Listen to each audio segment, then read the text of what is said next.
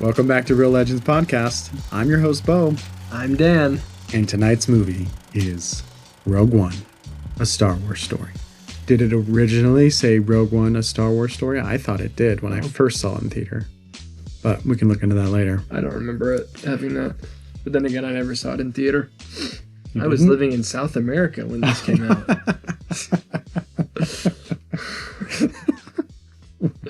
I wonder why. Yeah.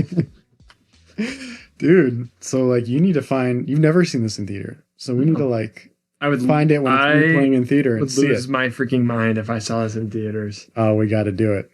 So what year did this come out? 16.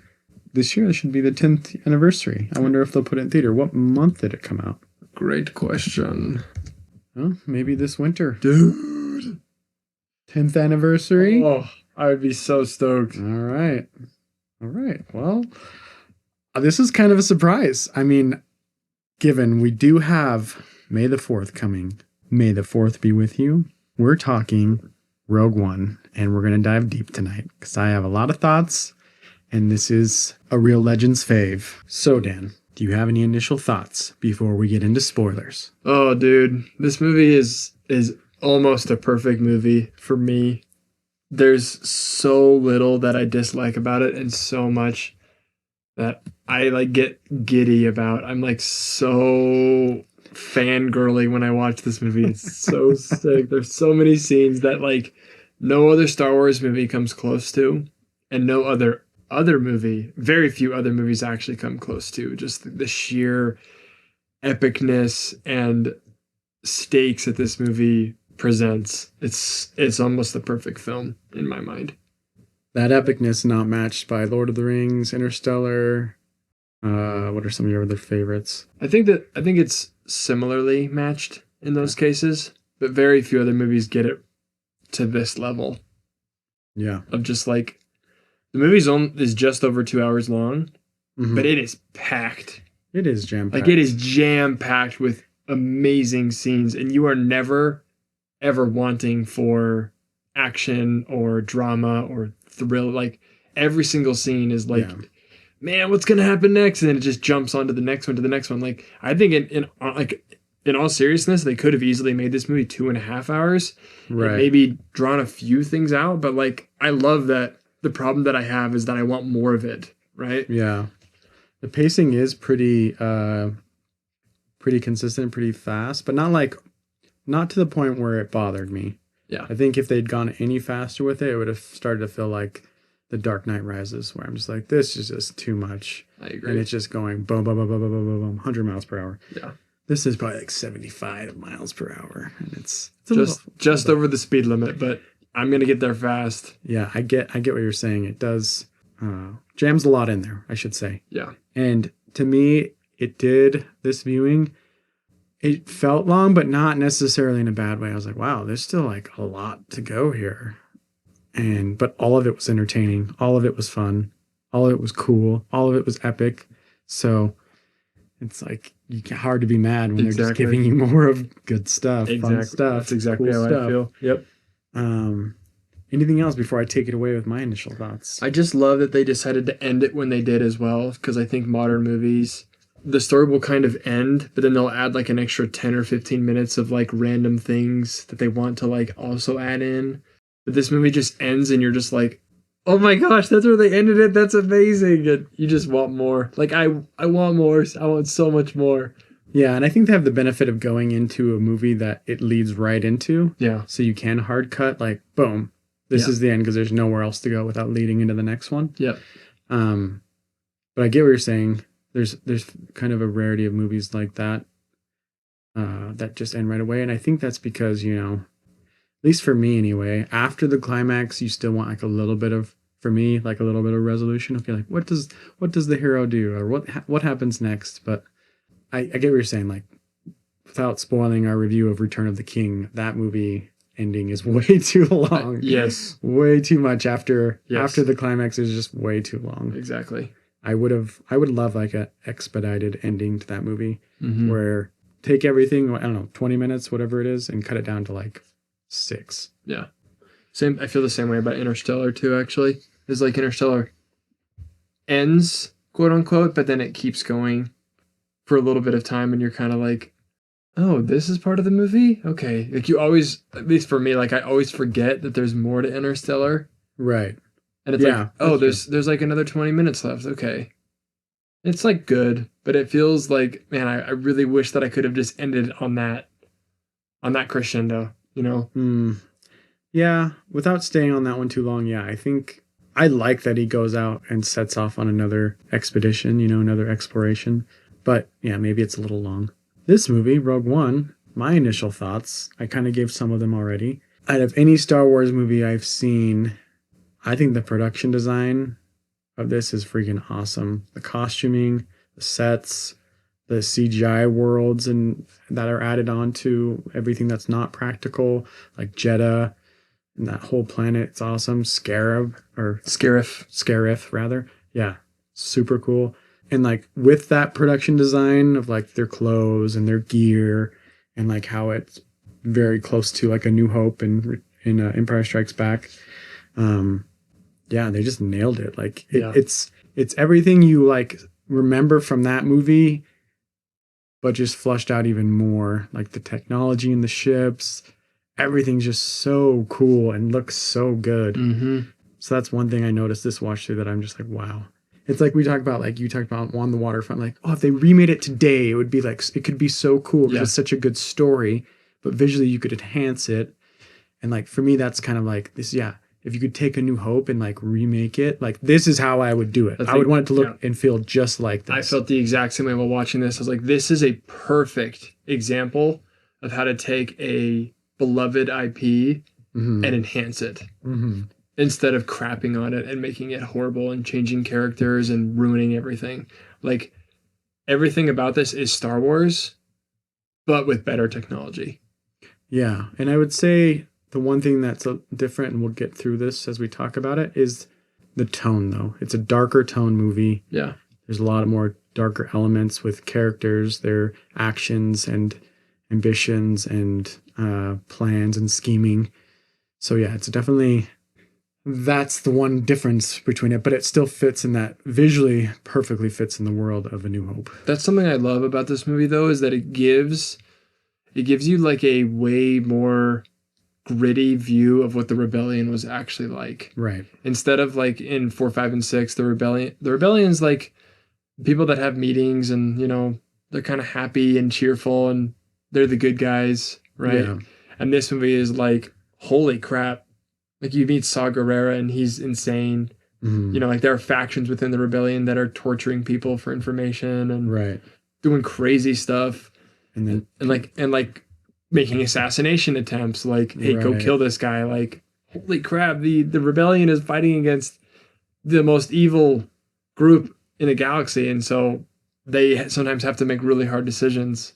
Right. You're getting those people on your team that you kind of in a way need, right? When you're fighting against the big guy on the block, right? You're getting the Wyatt Earps or like the guy, what's his name from The Patriot? Mel Gibson plays him, right? Yeah. He's like, him and his friends aren't afraid to fight dirty. And his son is kind of shocked, right? He's like, whoa, like these men were going to surrender. Like, I don't give a crap. Like they're Brits. We're killing them. Spoiler for when we do The Patriot. No kidding. Thanks a lot. But yeah, it's definitely a darker tone and people are making a lot more gray or just straight up immoral decisions. And that's kind of a big part of Cassian's character and his story. True. And also things we're going to talk about. Yeah. Also Jin. Yeah. So without further ado, let's get into our spoiler thoughts for Rogue One. If you haven't seen Rogue One, definitely go check it out. It's the 10th anniversary this year, coming in December. So if you can see it in theater, we're going to try to look out for it and see it. And be sure to check us out on Real Legends Movie Podcast so that you can help grow the show. Because we really want more people to get this show and to get it out there. And anything you do to interact with us gets it to other people and makes that a reality. So thank you, fans. I think we should just start with the opening shot of this movie, as we sometimes do. So good. It's just Rogue One, and then cut to noon, and there's this planet, and a small, tiny ship going through space. Very different than a lot of the other Star Wars movies. It's almost the inverse, where, especially A New Hope, but even most of them, right? We usually get like a huge planet with a huge ships really close to the camera. This one's like inversing that, and I think there's a reason for that.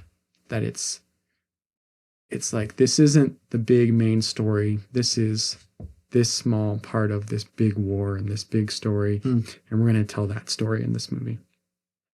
But yeah, take us away. Any thoughts? I have tons of notes of things I want to bring up right from the beginning. Yeah. So I think the opening, not go too far ahead into the opening shot is so sick, with like the planet in the background, and then all of a sudden you see this weird like asteroid belt, but like it cuts off, and then you slowly realize that it's this huge planet with rings, with rings on it, and the ring is just the shadow of the planet from the sun hitting it, and it's like, that looks so cool. And then man, just that opening shot is, it instantly takes you into, okay, we're in space, this is Star Wars.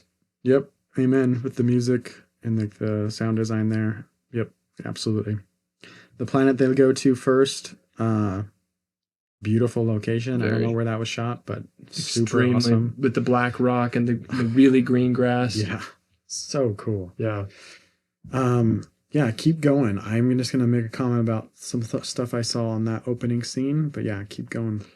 Yeah, they land on the planet.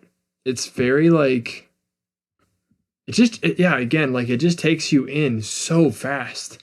Like, as soon as the movie starts, it introduces this family who's about to be abducted. Right. Like, right off the rip, there's no like, hey, let's learn about Galen Erso. Let's learn about his wife. Let's learn about Jyn Erso. Yeah. It's just like, boom, they're here for me. Holy crap. Let's jump right into this. Yeah, and something I want to bring up right away from this. They're here for us. We got to go. Lyra gets on like a video call with Saw Gerrera. And something I never really caught before, and I want to get your opinion on this, is he says, you know what to do. But her husband's not around. He's saying it just to her.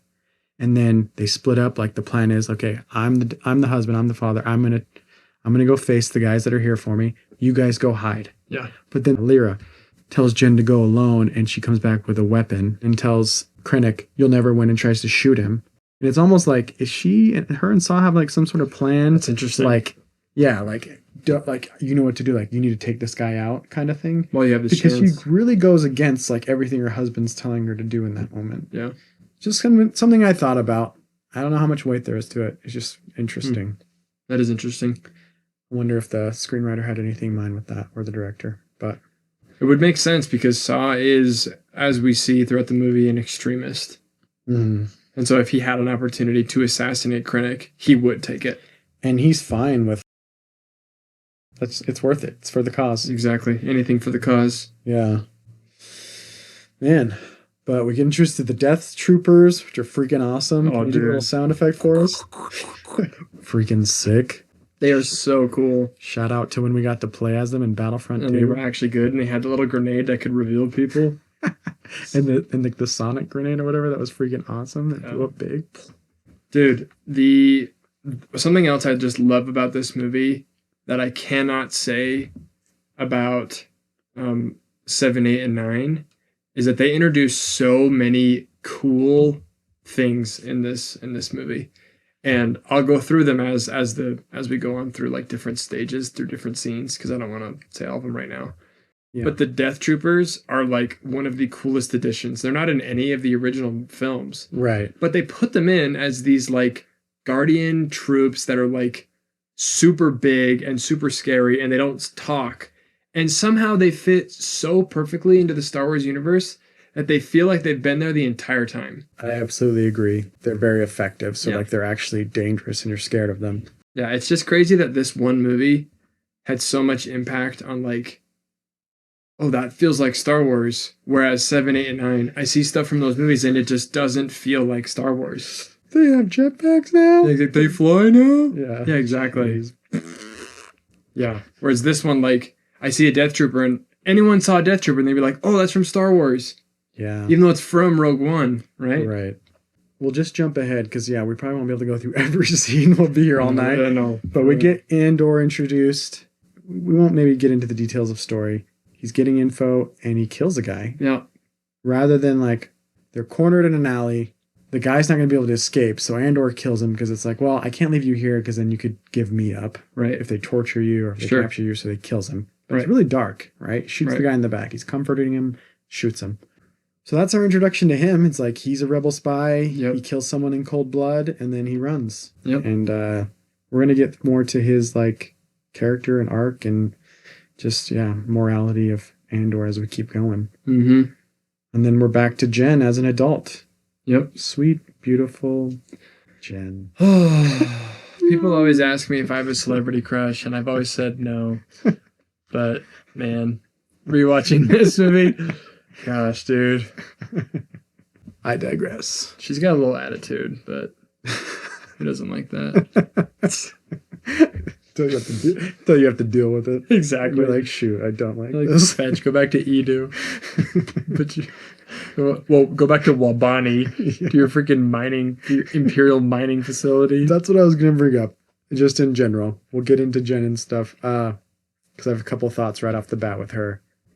How do you feel about this whole naming convention when it shows a new planet? This is different for Star Wars. Usually it's like, it's very organic. It's like you'll learn about the planet as the story goes. But here we're just getting titles for planets. I think for the how much they have to put into this movie for it to fit, they kind of have to, because it jumps from the planet that they start on. And then it goes to Wabani, and then it goes to the planet Edu, and then first Andor, then Wabani or whatever. Yeah, and then the like trade post place, and then Jeddah, and then they go to like Scarif, and then they go to Mustafar. It doesn't actually say Mustafar there. Yeah, because we all know it's like we already know it's Mustafar. Mustafar. But it's like they move a lot, and so I think that they kind of have to, instead of finding some way to like ham fist, hey, now we're in Wabani, they just say, hey, here we are.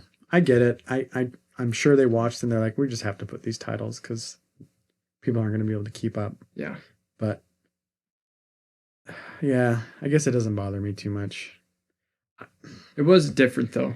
I guess the recently I saw a movie where they gave titles to names and like what they do or something, and I didn't love that because it's like you should be able to introduce names and people to follow along organically. But this is okay. Anyway, that aside, we get to Jen Erso. She's in prison, and then she's on a convoy, truck, tractor, giant, big A, four-wheeler. Mm-hmm. And ATTE, if you will. Is that what it is? Okay.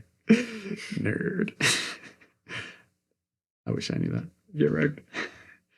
And the rebels shut down the convoy and start to bust her out.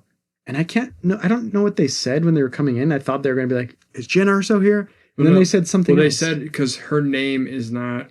Oh, fake name? Yeah. Did they say that one? Okay, that makes sense. Thanks for clearing that up. Because they have a fake name for her. Yeah, because she's... Yeah, they don't want to give her away. Exactly. Okay, and she has her fake name. Yeah. Okay, that makes sense. But then, if you're in Imperial prison and somebody blows the door off a convoy that you're locked up in, and they unhandcuff you, is your first action to fight them and try to run? Yeah, well, that's Jin's character, though, is that, and she says this later on, that, like, when she's talking to Saw, he says, you care not for the cause. And she's like, I don't really care. Sure. And then he says, you could live to see Imperial flags flying all throughout the galaxy. And she says, it's not a problem if you don't look up. Right. Like, she really doesn't care about the rebellion because all it's caused is pain. And she doesn't like the Empire either because it's the same thing. So for her, it's like, I see her almost like a dog that has been beaten. Even when like good people show up to like take the dog out of the cage, the dog's going to bite. Yeah. I think there's something to say to that for that. I also think that this was just an excuse to say, hey, look at our main character. Look how capable she is and cool she is. And then, yeah, because it's like, if we wait, I mean, you could have just waited until later because she has other action scenes, but it felt like it was a little forced there for me. I didn't really understand why she would she would attack someone that's releasing her.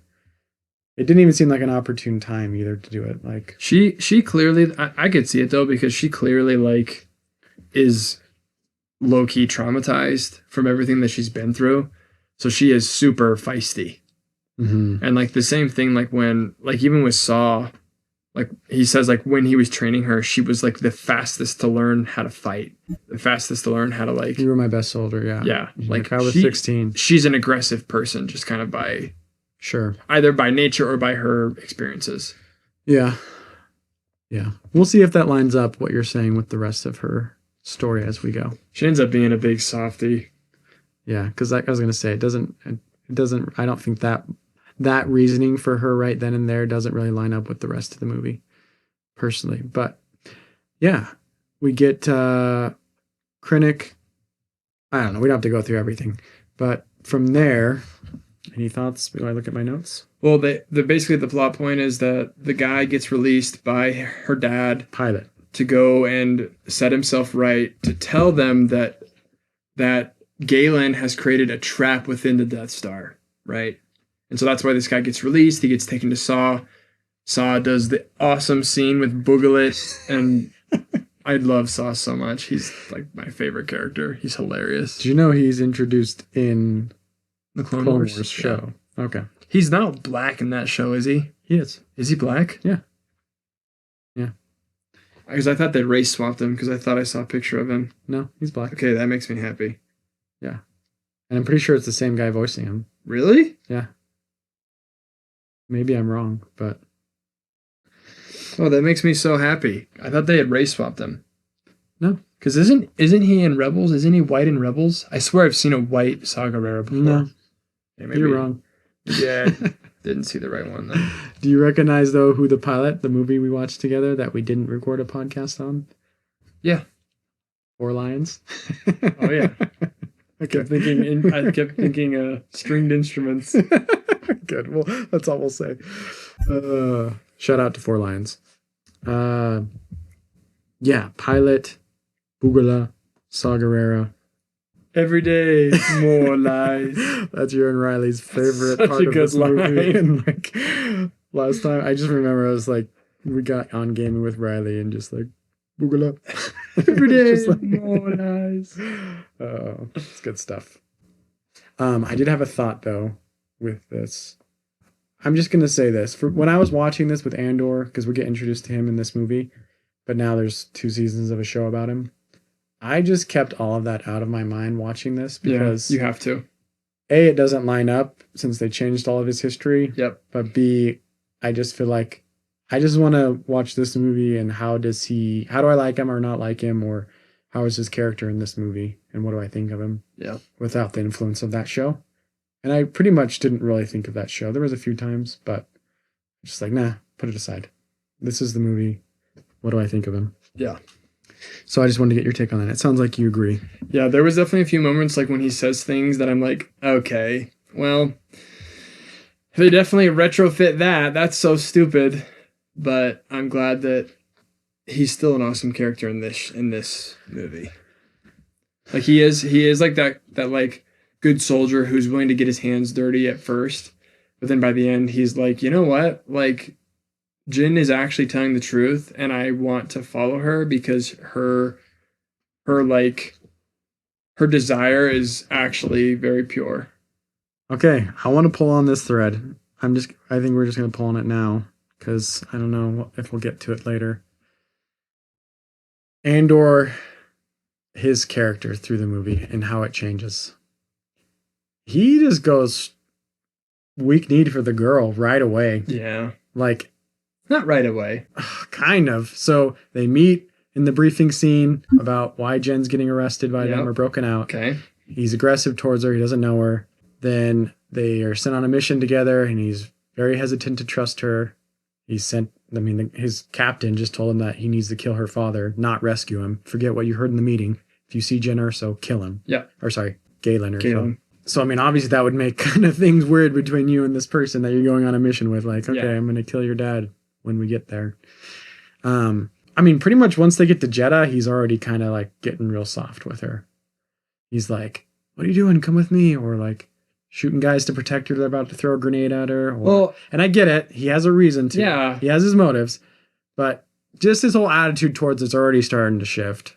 And like, I'll streamline this more and more.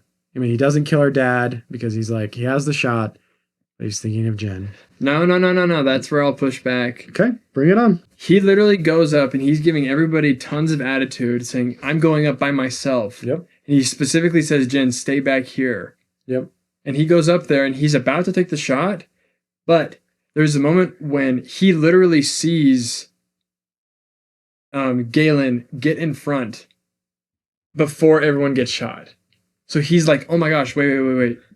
Galen actually is a good person. No. Yes, you're totally. stretching. You're reaching. No. No, because that happens. But he does not react to it that way at all. Totally, yes, he does. Wait, is Galen a good guy? Yeah, he does. He pulls away from his optic and he looks around like with this devastation look on his face. No, he's about to pull the trigger and then he realizes like, am I really doing this? Am I really going to kill this guy? It's more about the morality in Jen than it is about I don't think Galen's so. a good guy. I totally disagree. The movie does not insinuate any way. The movie doesn't insinuate any way that he's thinking about her in that moment. It does. What other reason would he have? Because he just got into an argument with her before he left. And so the only thing that could be at play in the movie, what it's telling the audience is he going to kill Jen's father now that he knows her, or is he not? No, that's not at all. Is that not the stakes right there? Listen. So you have Krennic right here. You have the Death Troopers right here. I saw that part. You have all of the scientists lined up, and you have Galen right here. He's got his optic on Galen the entire time, and he's waiting for the right shot. Mm-hmm. All of a sudden, all of the troops aim up, and so he's thinking, why would they shoot their own scientists? Wait a second, he must know that someone escaped. You can't say that if you can't say that he's thinking about Jen. You can't say he's thinking that when he's looking at them. I'm saying he doesn't react to that. He's waiting for the right shot, and he's observing this entire time, and then he sees Galen step in front of the people that are about to shoot, and that's when he pulls off. He sees, and again, what you said, he does hesitate. What the show is trying to show the audience is that Galen is stepping in front of his engineers that are going to be shot, and that's when he reacts. Okay, we're going to go after this podcast. We're going to rewatch that scene and break it down because I promise you that's not how he's reacting. Leading up to that moment, the only thing that's morally hard for him at that moment is he's been told to kill someone instead of to disobey the council's order and kill him instead of rescuing him. And Jen's been pushing the whole time. We're going to get my father, right? We're going to save my father, right? And then they argue in the ship. I'm going out there. I'm taking him. You're not coming. And she's like, what does she say? She's like, it's not why can't I come? But he says something like, oh, you have to stay here because you're the only one that heard the message. Right. And K2's like, we all heard the message. We all know what it says. And he's like, shut up. Like, get working on that. I'm going. You're staying here. I'm just saying from my perspective and what the movie's saying to me is he's morally conflicted about killing Galen Erso, but he's especially because we've already seen him kill one guy without hesitation. It's more about Jen than it is about the situation. I can see where you're coming from, but I still think you're wrong. Okay. Audience, what do you think? Do you think that he doesn't kill Galen because he's a simp, or because he sees that Galen potentially could be a good person? Well, he doesn't give a crap about getting his body or seeing if he's alive, so I don't think he cares about that guy. And then as the movie goes on, he becomes even more simp and simp. He does eventually simp completely, which I will agree with. But at the same time, you could argue that he was doing everything for the mission. And when he had an opportunity to get all lovey-dovey with her and make out with her, he doesn't. Yeah, I think that's more of a director choice than a character choice. I think he'd love to get lovey-dovey with her. I think he'd really love it. True. Well, we'll keep going with this. What else you got for me, brother? Well, do we want to get to the best part of the whole fetching movie, the last hour? I mentioned production design. CGI old guy, Tarkin, looks terrible. That didn't hold up. But what do you do? Yeah. The ugly cry from Jen when she's watching the message. That one was a little... I feel like they didn't have her acting, she wasn't reacting to the actual recording. It's like, okay, Jen, we just need you just start crying here. We're going to record you. and it felt like it didn't match up to what he was saying. And I wish that it would have felt like her moments of tearing up and reacting were matched up to him speaking. I feel like, I don't know, that didn't really match up. That was just something I noticed this time. Impactful. Yeah. Ladder from hell. So the ladder Jen climbs up on the rainy planet. I love in movies. This is just general, not about. This isn't a harp on this movie. This is just movies in all cases. I love how there's always like a giant ladder and people are just can climb them no problem, and it takes no time, and there's no consequences from it. Like you wouldn't hands be frozen and be dead tired. Could you imagine like how it should have ended with that scene? Like Jen still climbing and the movie's already over. Exactly. And she gets up and everything's done. It's like, Dad? Return of the Jedi already happened. Yeah, exactly. At that point. That was another note I took. Yeah, the hand fighting too. I love how they throw that in. Like her and Andor rather, get stuck in a little firefight, and instead of using her gun, she pulls out a freaking baton to fight people instead of just shooting them, because she has to be the cool hero, female protagonist. Yeah. Like I love when movies have a motivation for what they do. Again, when they run back to the scene of the crime and then they run into more stormtroopers, it's like, why the hell did you run back that way? Like, obviously that's not the way to go. That's true. But the movie's like, oh, we have to get them in a situation where Truett can come out and be a badass and fight them with his staff. So let's have him run this way. I hate that with movies. I love when there's always a reason for why people do things. Yeah. Same with the baton. It's like, get her in a situation where that's all she has. Just the thought I had. These aren't like negatives towards the film. These are just thoughts that I had about the film. Yeah, those are all negatives. I had the thought on Mustafar. Like, I kind of want more Darth Vader on Mustafar. Yeah, totally. Like, we only get just a small interaction there, but the shot out the window is so cool.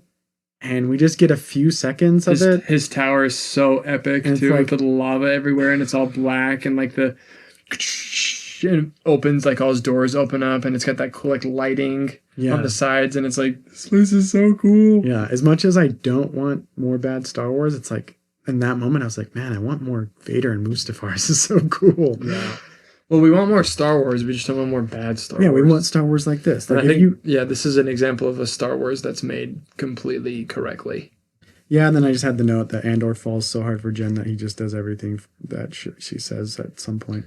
Yeah, I love the scene. So like they go through everything. They come back to Yavin 4 in the stolen ship, and then they're in this council meeting. I actually love the council meeting scene. I thought it was really cool. Okay. Because people are giving like actual really good concerns. Like, if they have this thing, what chance do we have? Right. Like, we're gonna get blown to bits. Like, and how can we trust them? This could be a trap. You know, like all these different like, man, this is a really hard decision to make. And then I love the line. So the lady says, if they have this weapon, what chance do we have? And she says, I think the question is, what choice do we have? Right.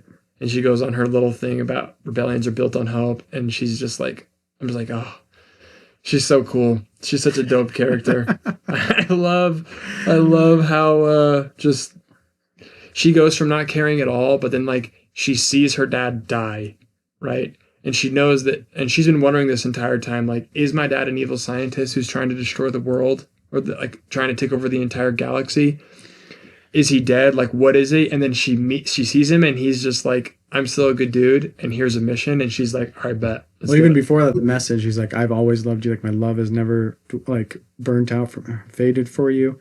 And like, I need you to know this is what's been going on. Yeah. I'm sorry I haven't been there. But I had a chance to set this trap for them, and I had to take it. Yep. It's just so cool. And then she's just so gung-ho after that. And that's really what I think, in my mind, draws Andor to her, is that he is super gung-ho about the cause. He's willing to put up whatever it takes to do the cause. He's willing to kill people. He's willing to do nasty things for the cause. And then he finally sees her get that same bug, that same itch. And she's like, Fetch, I'm leaving. I'm going to go do this by myself. And he's like, I'm coming with you. Like, I get exactly where you're coming from now. Let's step back a couple scenes, though. So after she knows that he was there to kill her dad, and airstrike happens, and her dad does die, she's pissed. Like, her dad just died. she probably is in some sort of shock or trauma at that point. And Andor is just like, no, you don't know what you're talking about. You don't know what you're talking about. Nope. And she's like, no, you can't talk away around this. Where do we go from there? Do they go back to Yavin 4? Yeah. Because she goes from being really pissed at that guy. Well, that's how he makes it up to her. Right. She walks out of the meeting and he's there with all his crew and he's got Donatello in the back and Donatello. Little turtle boy's ready to rock. Turtle alien. Dude, where's the other 3 Ninja Turtles? For real. So yeah, he makes up for it there. Yeah, and that's when he's full on like, yeah. Which is cool. I get it. I'd be the same. Bro. Yeah, I get it. You cannot blame him. And I do like that he chooses, right? He doesn't take the shot. And then he's like, you know what? She's telling the truth. I believe her. Or at least I believe her. And I'm going to back her up. And we're going to do this. Yeah. And he sees how serious she is too. Like when she's ready to like go out on this mission, like alone. Like, okay, she's in this. Like I am too.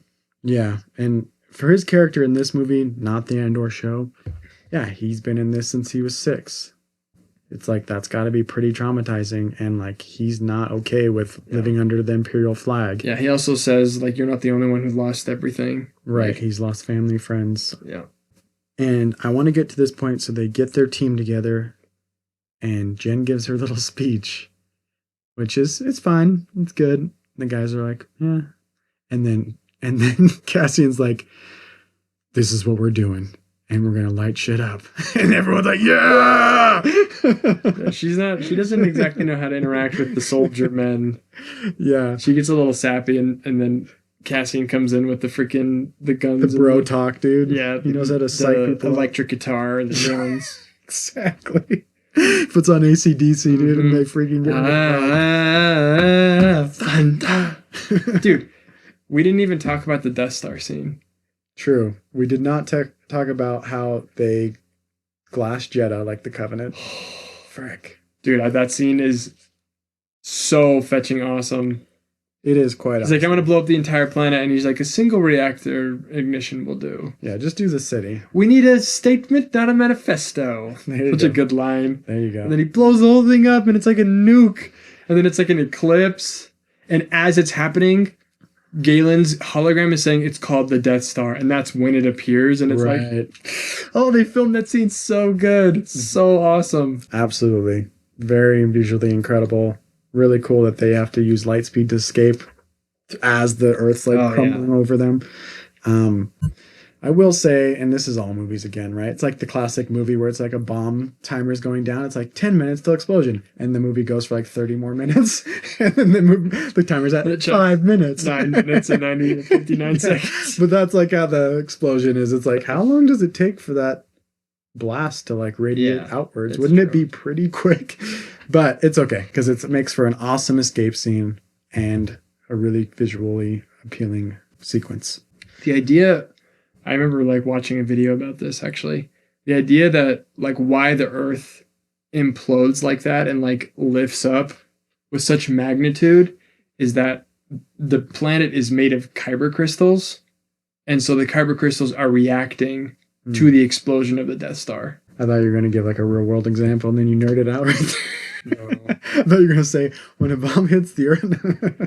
No, it's actually very different when a bomb hits the Earth. Unfortunately, there's like almost nothing like that. In fact, the more mushroom cloud. Right? Yeah, exactly. It basically goes out, but like the tectonic plates are not affected by anything that's like explosive. They're way too big.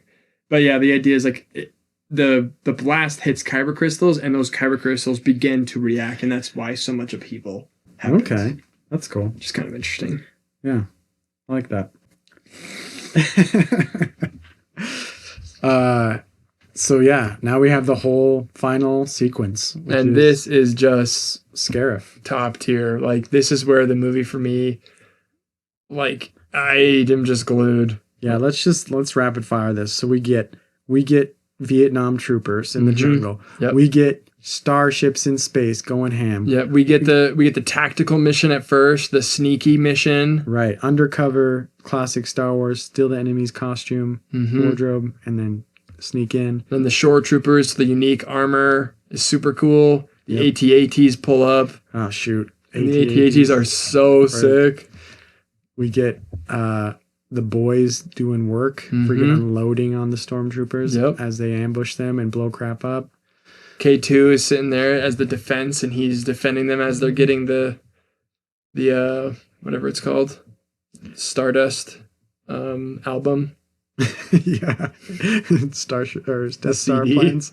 Yeah, the Blu-ray. Yeah, and we get something that is cool because it's like not an inverse, but on Empire Strikes Back, we have little snow speeders fighting AT walkers. Yeah. And it's like, dang, they can't really handle this. Yes. But then we get freaking Y-Wings and X-Wings down there fighting those bad boys. And it's like, they got the firepower to light crap up. Yeah, and they just blow them up. They got the monkey on the freaking plasma turret. So awesome. Amen, brother. Oh. And the whole thing. And then like slowly they start to die. So yeah. K2 gets killed right after he does his big mission. The pilot guy dies right after he opens up the gate. Chirrut turns on the switch. He gets killed. Baze goes out to kill all the Death Troopers. He gets killed. Yeah. And slowly it's just like, oh my gosh, my team that like I just met is dropping like flies. Cassian gets knocked out, but turns out he's alive still. Yep. Yeah, they're dropping like flies, and even some of these pilots and things that are doing work start getting killed. Yep. All the troopers, they really gave it all. Yep. Man. And then the coolest thing that again, like it happened, and I was like, I totally forgot that this was in this movie. Like, how can you cram so many cool Star Wars things into one film and then make 3 others where there is nothing interesting? How is it possible that you make a 2-hour perfect dime and then you get 6 hours of dog shiz? Over 6 hours. It's insane. The Hammerhead Corvette. Yeah. Dude, that thing rams into the disabled ship. The Star Destroyer and cuts the other one like a loaf of bread. Oh my gosh. That scene is so fetching cool, and it destroys the shield generator so they get the stuff. And then as they're trying to escape, Darth Vader shows up in his, and they like bump into his Star Destroyer. Ships just get wrecked. Like, fetch, dude. Oh my gosh. No one's getting out, dude. No one gets out of there. Except for Leia's ship. Yeah. And the few other that took off before Vader arrived. Yeah. Ah, man. Dude, General Radis, something about these fish people, dude. Yeah. They know how to make stuff happen, dude. Dude, commanding their ships like freaking brave fish. Fish out of water. Fish in space, baby. He's even got like a fish bowl, like he does, console dude. area where you can see everything. With his eyes on the side of his head. It does look like a fish bowl, bro. That's hilarious. Windows on his ship. Oh man. That's awesome. Oh, and then we get to the ultimate little epilogue with Vic. As if you haven't been topped off enough, right? As if the AT-ATs, the Death Troopers, Chirrut, Baze, and the Death Star coming and wiping out Scarif as well, and then Jyn and Cassian get killed. All these amazing sacrifices and super cool sequences, and then Darth Vader walks into the freaking ship. Dude, what a nightmare, bro. Turns on that lightsaber and the music. By the way, that song is called Hope, if you're looking for it. I wasn't. Composed by Michael Giacchino. It's called Hope. I listen to it all the time when I'm at the gym so that I can pretend like I'm Darth Vader lifting up rebels onto the ceiling and slicing their guts with my lightsaber. I'm so glad you noticed that when he throws it up and then cuts him. Oh, man. Then he just goes ham, just takes them all out. Like an entire hallway is just useless compared to Darth Vader, dude. Yeah. And that's something I love about this movie, too, is it's not very focused on like the fantastical characters of the movie, like Jedi or Darth Vader or Siths, I guess. But then we get that little taste of it where it's like, dude, if you're just an average Joe and then you have to meet one of these guys, it's like, fetch. Yeah, you're just toast. Along with that, when they mention the Jedi friend, I don't know why that, for some reason, maybe it's just nostalgia or like me thinking about episodes 1, 2, and 3, Obi-Wan and even old Obi-Wan, and 4, 5, and 6. But just when Bail Organa mentions his Jedi friend that he's going to recruit, I was just like, yes. That's yes! pretty cool. Yep. Because that leads right into like, help me, Obi-Wan Kenobi, your only hope. Yep. And then I will say, like, one thing I hate about this movie is that it makes Darth Vader in episode 4 seem really lame. Because he just destroyed an entire like hallway of rebels in such an amazing fashion that's like no one can top that. And then in episode 4 he's just kind of like choking one, and it's like, I don't know, it's just not as cool. He's so cool in Rogue One that he looks less cool in 4, 5, and 6. His physical capacity is way bigger in Rogue One, but like I think as a villain he's just as menacing. I mean, the opening scene with him, he comes onto the ship and he's holding a guy up by his neck, choking him. Yeah, it is tosses him into a wall. And it's like, I get what you're saying. Like, you just have the benefit of hindsight where it's like, this really cool character, what if we made him even freaking cooler? Yeah, exactly. Dude, and that whole scene where he's walking through the hallway, none of that's CGI. Except obviously like the lightsaber is and the lasers are. But like he lifts the guy up. They must have put like harnesses on that dude and thrown it up onto the ceiling. Yeah, it's really cool. That's so cool. It's very cool. And then there's that door that's locked, right? So that one guy can't do it and he's pushing the button, and then Darth Vader just forces that shiz open. Oh, sure. Like, he is unstoppable. He's so cool. The guy with the disc actually like jumps through the door and then it like shuts and the ship takes off. Like the guy that actually has the disc right before the ship takes off, Yeah. And the doors close and then the ship goes. That was kind of what it reminded me of was Halo when Chief grabs the guy and he throws him on the ship. And then it's like, yeah. Well, so, anyway. Turns out you can just basically reuse the exact same masculine tropes and guys will love it. Exactly. Like, be a man, be super strong, and just kick some ass. And we'll love it, all right? Yeah, whoever made Rogue One should be making Halo the movie. Yeah. But I also think at the same time though, this is a movie, one of my favorite movies, where they have a female protagonist, and I actually really like her. Okay, we're going to get into this then. We're going to get into whose story is it? What do they want? What do they need? And does the movie make us care? And I'm going to put it on you since I think it's Jen's what she wants. She honestly just wants to be left alone. That's really what she wants. Mm-hmm. What she needs is to like live up to her potential and actually fight for something. And I think that she does that really well. And I think that again, like they don't like, I guess there are a few moments where she's like, okay, you wouldn't be able to actually do that because there's no way you could be able to take on 5 grown men with a little baton. I'm sorry, that just wouldn't happen. But besides that, though, I don't think there's any moments where I feel like she is like unbelievably overpowered, like more overpowered than a man would be.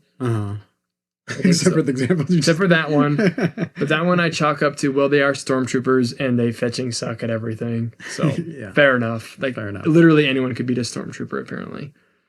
But I think she's cool, and I think that she's actually really inspiring. And she doesn't like beg to be taken seriously. She just kind of has like a natural arc, and you don't feel annoyed at her. At least I don't. I know there's a lot of movies where I watch and I'm like, okay, let me hear the feminist propaganda about how I'm a girl and I'm oppressed and no one likes me and I have to do everything 2 times as hard as everybody else and I have all these barriers and if you guys would just be nicer to me, and like, I was like, oh, please stop. With her, it's like, I don't hear any complaining from her. She just like, when she discovers her dad is alive, there's like nothing that's going to stop her. And it's cool too because there's a moment where she has the disc and Cassian is behind her, and then the door opens and Cassian then defends her. And it's like, okay, cool. We're still keeping that like men are supposed to protect women. Right. Even if women are the protagonist. Sure. She's not going to grab Cassian's gun out of his belt loop and be like, let me show you how it's done. And then she shoots him. You know what I mean? Yeah. Like that would have been like, okay, I see what you're doing here, Disney. I see what you're doing. Yeah. But Cassian is the man. He's like, go, I'll protect you. And it's like, okay, cool. Yeah. He takes the fall. Yeah. Right. Yeah. And even he's actually the one that kills the villain, not her. Yeah, exactly. So I appreciate that about it very much so. Me too. Good. Yeah. Does the movie make you care about Jen, about what she's doing? I think so, yeah, because at least for me, like, I tried to take the perspective of, like, if I was in the rebellion, how would I feel about this random chick coming into my meeting and being like, we need to get all the troops over here? I'd be like, what? Yeah. You're a criminal. You know, like, someone says that. Yeah, you're a criminal. Like, why would I listen to you? Right. But then, like, slowly you kind of like realize that no, her dad is good. There really is like a bigger thing than me, and I have to actually sacrifice myself for this. And how she just so selflessly goes to Scarif, kind of assuming that she's gonna die. Yeah. And she even says that she's like, we're gonna take the next chance we get from there, and then we're gonna find a way to do it. Like, and she doesn't promise that they're coming back. Like, she's going to sacrifice herself for this mission. And that's what I love about this movie most of all, is that the I guess, like, Jin's story is that, but I'd say the overall story of the movie is that there are causes that are bigger than you. Mm-hmm. There are things that